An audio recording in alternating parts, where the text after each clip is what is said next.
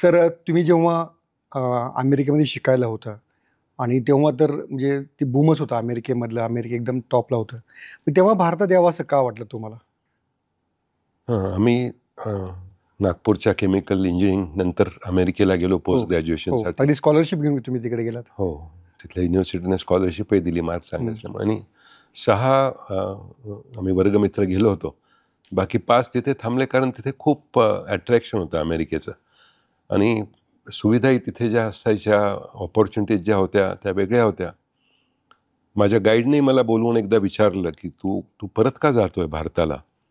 तू थांब, मी तुला चांगली नोकरी देईल." कारण त्या गाईडला मी रिसर्च असिस्टंटशिप करायचो. बरं. म्हणजे रोज आठवड्याला 20 तास त्यांच्यासाठी काम करायचो मी.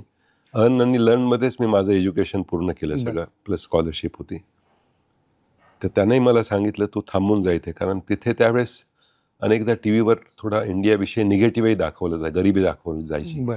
त्यांना मिशनरीज लोकांना डोनेशन मिळवण्यासाठी.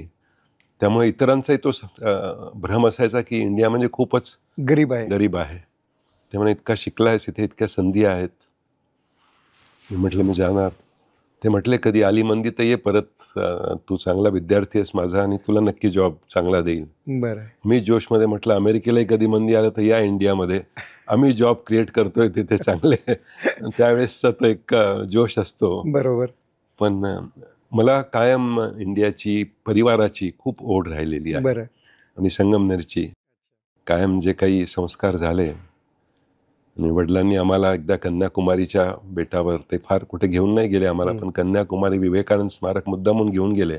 कारण ते स्वतः विवेकानंदांचे खूप निस्सीम भक्त होते.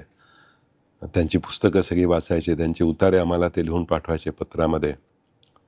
आणि तिथे त्यांनी सावरकरांचं "ने मजसी ने परत मातृभूमीला" इतकं छान म्हणून दाखवलं.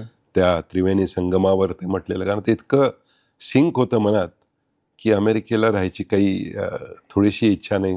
मला माझ्या मातृभूमीला परत जायचं आहे. म्हणून मी आलो आणि संगमनेरलाच स्थिरावलो. विवेकानंद जे स्मारक आहे, त्या स्मारकाला तुमच्या वडिलांनी त्या काळी ₹1,00,000 देणगी पण दिलेली होती. हो, हो. त्यांनी 1967 मध्ये. म्हणजे वडील आमच्यासाठी खूप हार्ड असायचे.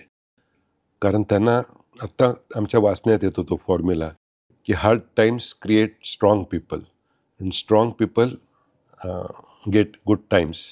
Good times create lazy people आणि लेझी पीपलमुळे परत बॅड टाइम्स येतात. हे सायकल चालतं. हे कदाचित त्यांना माहीत असावं. त्यांनी आमच्यासाठी खूप डिसिप्लिन ठेवली. म्हणजे मी इथे 9वी मध्ये मॉडर्न हायस्कूलला मला शिकायला पाठवलं होतं. मी पत्र टाकायचो, एक्सप्रेसचं तिकीट लावायचो 50 पैशाचं. वडिलांचं उत्तर आलं की तुझं पोस्टकार्ड साईजचं पत्र मिळालं. आणि ते पत्र या पत्रसंस्कार पुस्तकात छापलेलंही आहे की तुझं पोस्टकार्ड साईजचं. आणि त्यात एक्सप्रेससारखा काहीच मजकूर नव्हता. पोस्टकार्डला 10 पैसे लागतात आणि तू 50 पैशाचं तिकीट लावलं. दिस इज अ नॅशनल वेस्ट. म्हणजे त्यांचं मी नागपूरला शिकायला गेलो. मी म्हटलं आता मला स्कूटर द्या.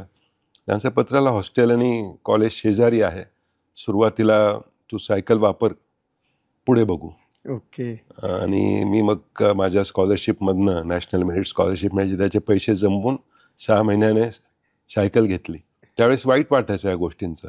पण आज ते महत्त्व पटतं की hard times had created us. त्या सगळ्या वातावरणामुळे आता काही कशाची चिंता वाटत नाही. कशालाही सामोरं जाऊ शकतो ही हिंमतही त्या सगळ्या आली. आणि ॲडव्हर्सिटीतनं लोक घडतात.